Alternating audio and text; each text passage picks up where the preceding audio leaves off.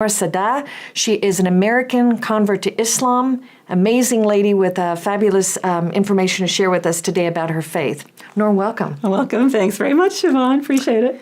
So excited about this. We're very interested in educating our audience, and I know there's a lot of misperceptions about Islam. Too many. But before we go directly into explaining the religion, just give us some highlights about your own personal story, how you came to the faith and where you were born.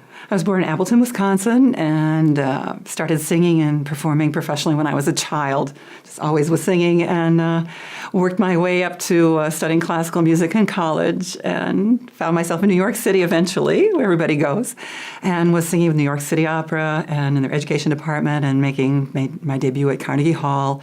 Sang with New York City choral artists, New York Philharmonic, and some solo work, some non-solo work, but in the city that never sleeps, so that was a big accomplishment and something I loved very, very much. My life, even my religion at that time was my music. And always liked learning about different people, and was always a little bit connected to God, but in a vague way. I worshiped God through my music and grew up as a Christian. And walked into a coffee shop run by, unbeknownst to me at the time, an Egyptian. I was always interested in getting to know other people and started talking to him. And I thought, oh, cool, the Pharaoh and pyramids, tell me. And we got talking, and he said he was a Muslim. And I was a little bit embarrassed to tell him I didn't know anything about Islam. And I had sung many times as a choral singer at churches, different kinds of sects of Christianity, Judaism. And my friends were kind of dabbling in other theologies and isms like Buddhism and so forth. So I was on the sidelines viewing all this. Sure. And not really grasping one or another, but believing in God. And I was fascinated, but embarrassed to tell him I didn't know anything about Islam. So he started to tell me, and I was fascinated because it wasn't at all what I expected. You had some preconceived notions. Yeah, very much so. Yeah. Like most Americans, you think it's perhaps a pagan deity, Allah is a pagan deity, and an Eastern religion which conjures up many gods. And it's the antithesis of that. It's the most monotheistic religion, and it's part of the Abrahamic trilogy, if you will, of Judaism, Christianity, and Islam, where we all, Jews, Christians, and Muslims, look at Abraham as sort of the grand patriarch of our religion. Okay, so let's start at the beginning, and I'm your layperson, non-Muslim layperson. So talk to me in ways we can grasp. But let's first start with the basic tenets of your religion, of Islam.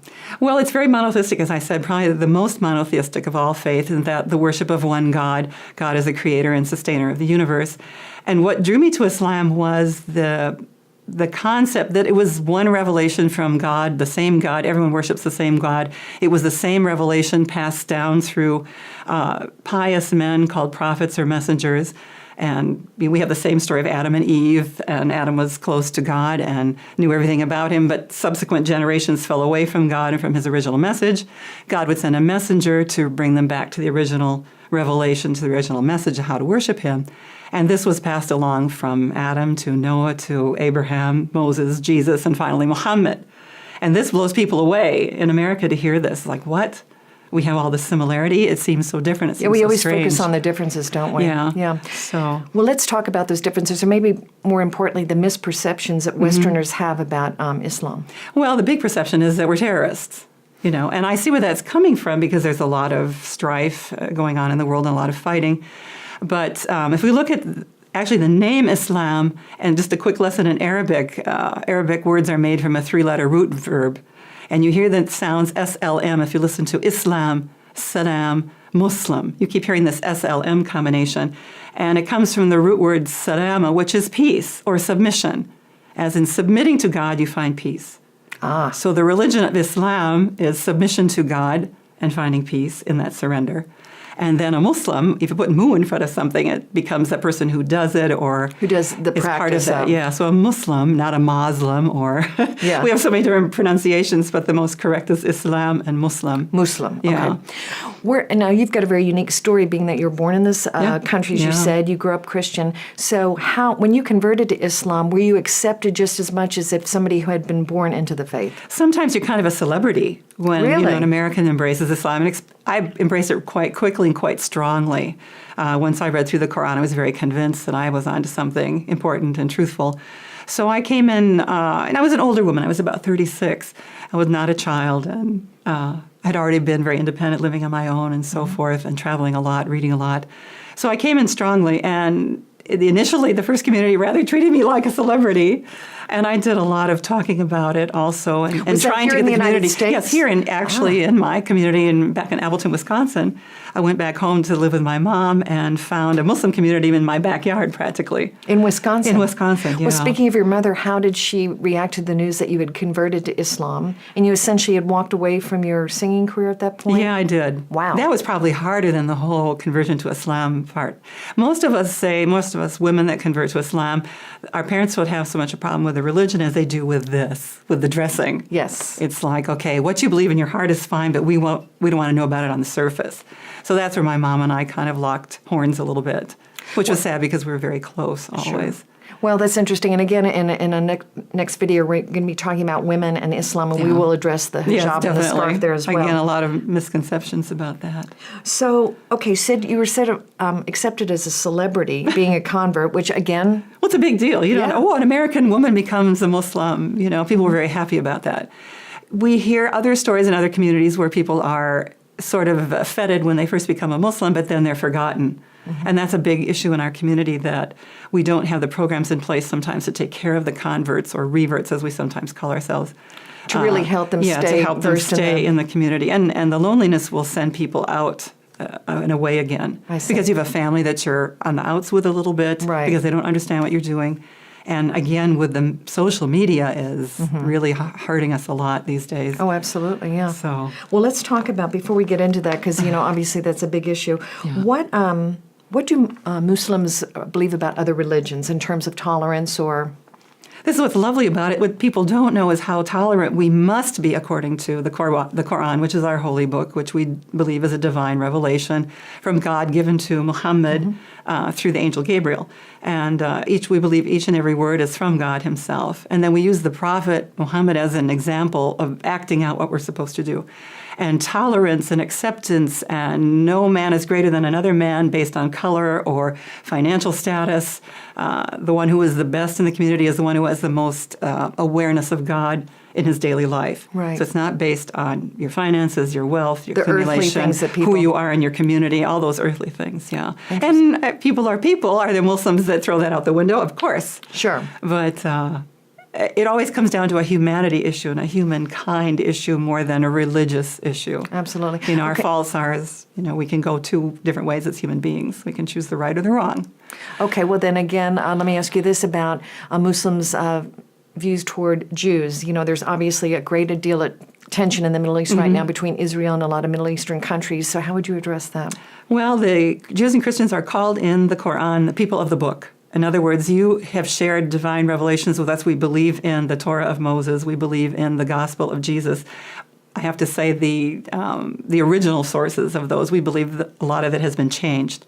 So, but those are our partners in faith because we're all still on that same Abrahamic path. Yes. We revert back to Abraham as the father, great-grandfather of our religion. And we say that he was pure in faith and monotheistic. You're amazing. I mean, you were very scholarly. You've apparently spent many, many years studying the Quran and the religion, and it's remarkable. I've become much more of a scholar and a student of learning in being a Muslim. I can't seem to learn enough and study enough and travel enough, and that's something I really feel Islam has given me. That's wonderful.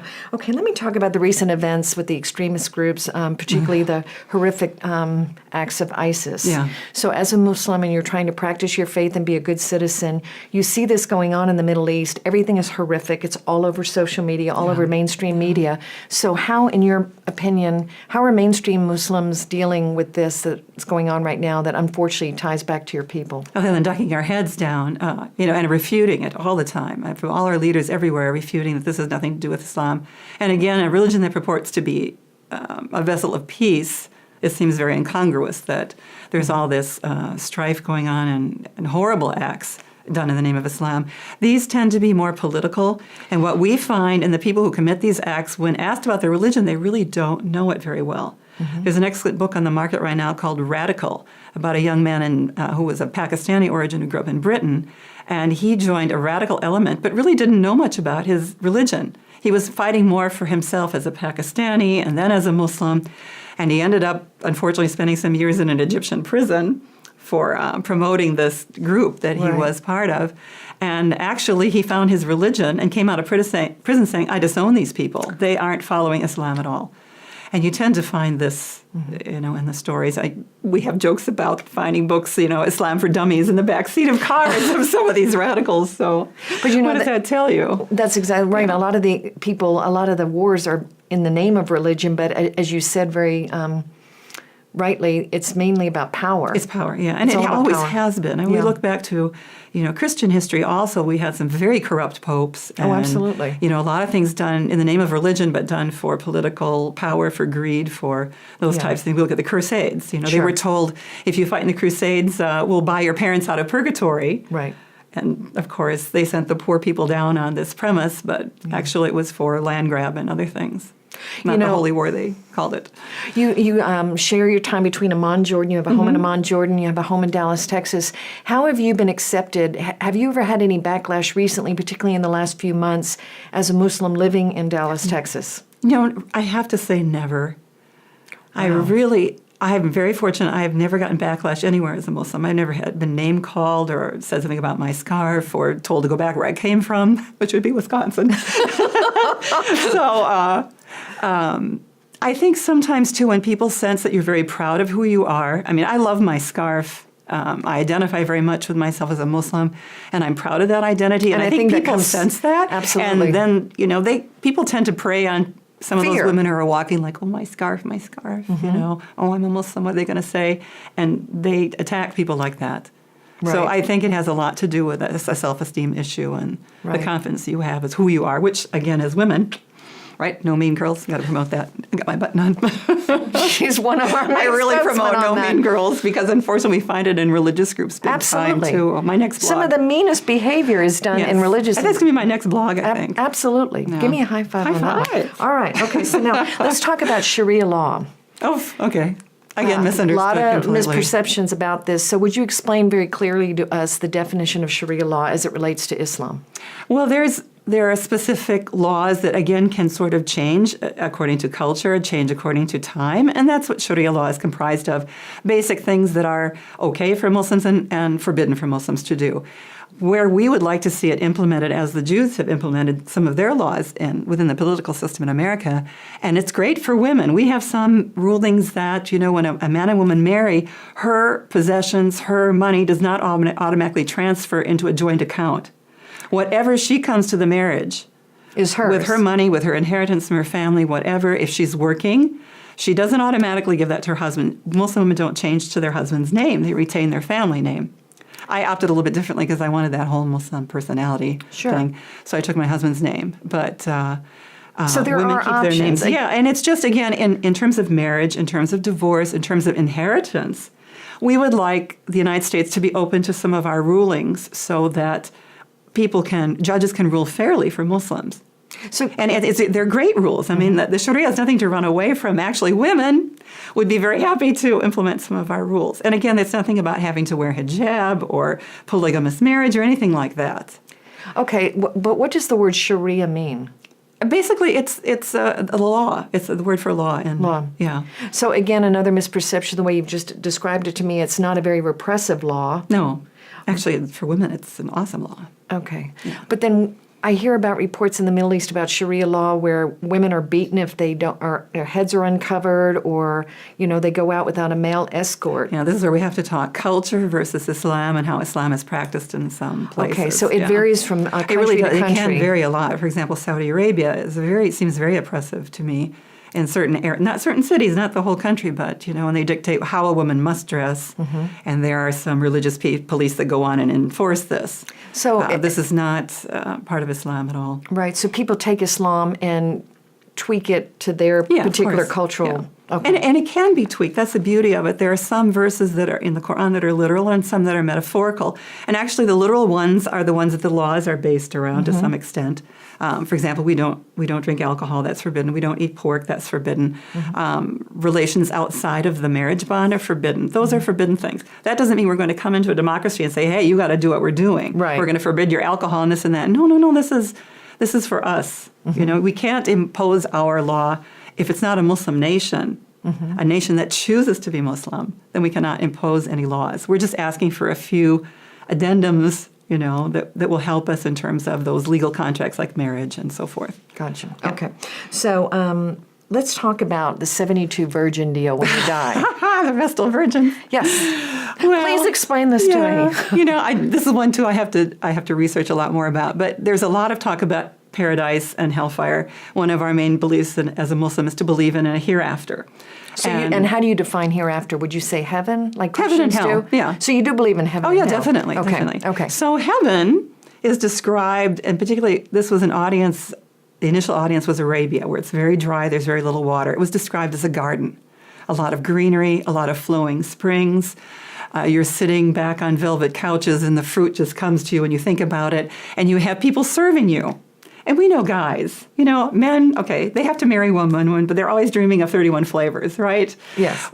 God talks about paradise in ways, in ways that we can appreciate, and he tells us the things that we would love the most to have. So it's almost like a metaphor? In a way, it could be literal, it could be a metaphor, but men are promised, very believing men are promised all these lovely women. Like, sort of 31 flavors. I want a blonde tonight, I want a brunette tomorrow, I want a redhead. Okay, now what do the women get out of this? We also get people who serve us. And I always joke when I talk about Islam's audiences, I say, well, ladies, what do we like to do? We like to go out to eat. Why? Because we're not cooking.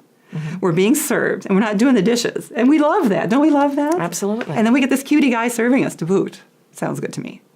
A lot of people say, well, how come women can't have more than one man? I said, oh, think of all the laundry, think of all the, the cooking, the dishes, the pregnancies. So you don't look at it as a double standard then that there were... No, God appeals to what... for each individual. I mean, we know guys would like to have, they'd be very happy to have a different partner every day. This is the nature of men, it seems like, where women tend to be a little bit more loyal creatures. Not all, but... Well, we kind of this will be interesting. We'd love to get some feedback on social media about this. Very interesting. Okay. That's what I understand from the Quran is the men get the Vestal Virgins and we get handsome servers. There you go. And what we do with those handsome servers is, Allahu Alam, God knows. Okay, let's wrap up this particular video because I've learned so much just going through all these. This is a big issue. What does the Quran or Islam say about homosexuality? And more recently with the Caitlyn Jenner situation getting worldwide acclaim, what do those in Islam say? Do they embrace people that are homosexual or people that are born transgender? Well, it's very much like what the Bible says, too. There's stories about Prophet Lot and his people who were destroyed for what they did. God condemns the action, but you don't condemn the person, There are a lot of verses in the Quran that say we have all kinds of inclinations from our lower natures, but what we're asked for is to choose other directions. And for us, we believe marriage is between a man and a woman, and that's the Islamic point on it. I have very dear friends that are of other persuasions, and I love them dearly, and I'm not about to judge them or whatever else. I love them, and I would share my feelings with them easily, but as people, I love them very much, and they've all added to my life so much. Beautiful. It's a very difficult subject, especially now, because it's very fresh. Well, you don't talk about sex, religion, or politics, period, essentially, or you get in trouble, right? We talk about religion a lot. So. Well, the King of Jordan is very highly regarded. I know he was in the military. He was a pilot and so forth. It's very interesting, the newsworthy event where he actually, after the Jordanian pilot was savagely killed by ISIS, where he actually went out with his unit. Yeah. And he and his wife are very progressive people in the Middle East. Very quickly. He tamped it down, yeah. Well, I think it behooves the world to keep Jordan as a very safe place politically and to live in. It's a home of an awful lot of refugees. There's an enormous Syrian refugee community on the border between Syria and Jordan in the desert, and I think it's topped about 1 million people. Wow. Probably will become a permanent city eventually. Wow. And of course, we've had a Palestinian influx. There are more Palestinians in Jordan than Jordanians, and still some refugee camps of Palestinians. So it's been a home to refugees, the Iraqis and Libyans. All the Libyans came over after Gaddafi for health care. It's an open society and somewhat Western, but again, you feel Islam there very strongly. Sure. Particularly in the Ramadan that we're just finishing. Yes, and I know you wrote a blog for Plaid for Women called Ramadan 101, so I'd highly recommend people go to our website, plaidforwomen.com. It's a fascinating, very easy way to walk through the holiday, and I understand you're on day 30 today. We're on our last day. Woo-hoo, she's got one more day, can go back to the God is regular great. eating, right? Yes, tomorrow is our holiday. That's wonderful. Well, Nora, it's so fascinating, your story, and I look forward to talking to you further. If people want to reach out to you, get more information, please share with our audience how they can get a hold of you, or maybe go to your website and talk about it. Our website is noorart.com, Noor, that's me, art, ART.com. You can write me at noorart.com. And also, I'm there on Plaid. Plaid for Women. Plaid for Women. You can read the blogs, and you can connect with me on Plaid as well. Nora, thank you. This has been a fascinating welcome. conversation. We busted through a lot of misperceptions today. I hope so. Please leave our audience with a final greeting. Okay. I'll say Assalamu alaikum, peace be with you all, and Eid Mubarak, a most joyous Eid tomorrow. Salam. So thank you so And much. girl Siobhan. power. Girl power, all the way.